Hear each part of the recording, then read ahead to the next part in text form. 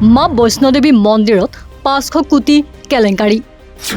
70 কেজিৰ ৰূপৰ ভিতৰত আচল ৰূপ ওলাল মাত্ৰ 3 কেজি হিন্দুত্বৰ সুৰক্ষা দিয়া বুলি দাবী কৰা বিজেপিৰ শাসনতে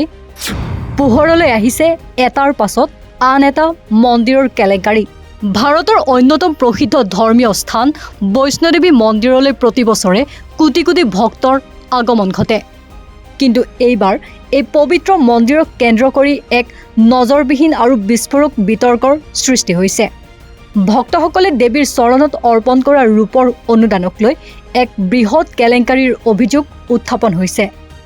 অভিযোগ অনুসৰি যোৱা কেইবছৰমানৰ ভিতৰত ভক্তসকলে দান কৰা প্ৰায় 500 কোটি টকাৰ ৰূপ সন্ধানহীন হৈছে অথবা আচল ৰূপ সলনি কৰি তাত অতি কম মূল্যৰ আৰু নিম্নমানৰ ধাতু মিহলাই দিয়া হৈছে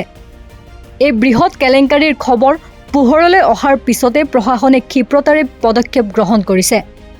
এই সমগ্ৰ বিষয়টো ইতিমধ্যে আদালতৰ মজিয়া পাইছেগৈ যাৰ পৰিপ্ৰেক্ষিতত শ্ৰীমাতা বৈষ্ণোদেৱী শ্ৰাইন বোৰ্ডে এতিয়া ভক্তসকলে দিয়া অনুদান আৰু ইয়াৰ ৰক্ষণাবেক্ষণ ব্যৱস্থা সম্পূৰ্ণৰূপে পৰীক্ষা কৰাৰ সিদ্ধান্ত লৈছে দেশৰ লাখ লাখ ভক্তৰ আৱেগত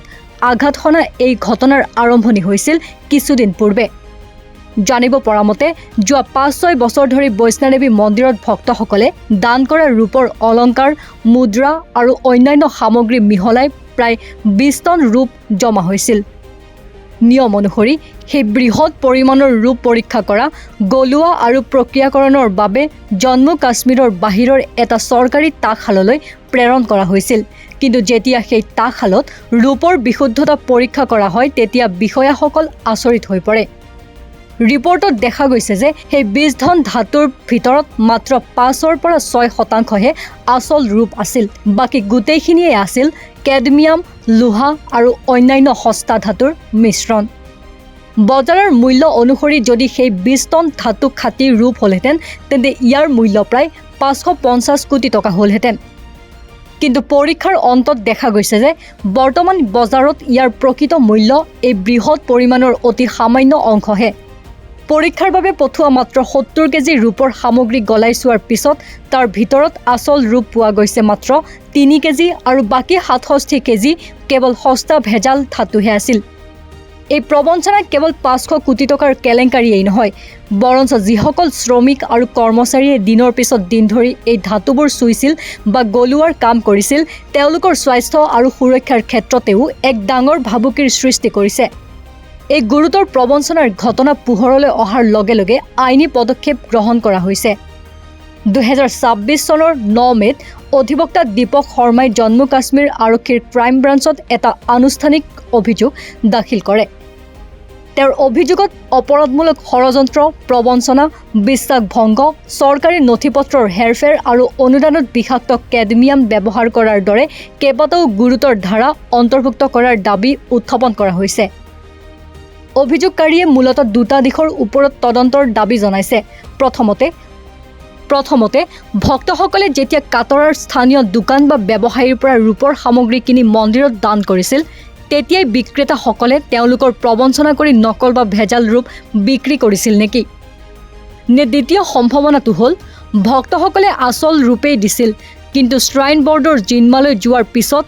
সেই আচল ৰূপ চুৰি কৰি তাৰ ঠাইত সস্তা নকল ধাতু সুমুৱাই দিয়া হৈছিল নেকি এই অভিযোগৰ গুৰুত্ব বুজি জম্মুৰ এখন আদালতে কঠোৰ পদক্ষেপ গ্ৰহণ কৰিছে আদালতে ক্ৰাইম ব্ৰাঞ্চৰ তদন্তকাৰী বিষয়াক এই 500 কোটি টকাৰ প্ৰবঞ্চনা আৰু নকল ৰূপ সংক্ৰান্তীয় সকলো মূল নথিপত্ৰ আৰু ৰেকৰ্ডসহ সশৰীৰে আদালতত হাজিৰ হ'বলৈ নিৰ্দেশ দিছে অহা 29 জুলাই 2026 তাৰিখে এই হাই প্ৰফাইল গোচৰৰ পৰৱৰ্তী শুনানি অনুষ্ঠিত হ'ব চাৰিওফালে তীব্ৰ ক্ষোভ আৰু বিতৰ্কৰ সৃষ্টি হোৱাৰ সময়তে পৰিস্থিতি চম্ভালিবলৈ আগবাঢ়ি আহিছে স্বয়ং জম্মু কাশ্মীৰৰ উপৰাজ্যপাল মনোজ সিনহা যি শ্ৰীমাতা বৈষ্ণোদেৱী শ্ৰাইন বৰ্ডৰ অধ্যক্ষ তেওঁৰ অধ্যক্ষতাত বৰ্ডৰ এখন উচ্চ পৰ্যায়ৰ পৰ্যালোচনা বৈঠক অনুষ্ঠিত হৈছে বৰ্ডৰ বিষয়াসকলে জনোৱা মতে বৈঠকত অনুদান পৰীক্ষা প্ৰক্ৰিয়া CCTV নিৰীক্ষণ বেংকিং সুৰক্ষা আৰু অনুদানৰ নিয়মীয়া অডিট ব্যৱস্থাৰ বৰ্তমানৰ স্থিতি দাঙি ধৰা হৈছে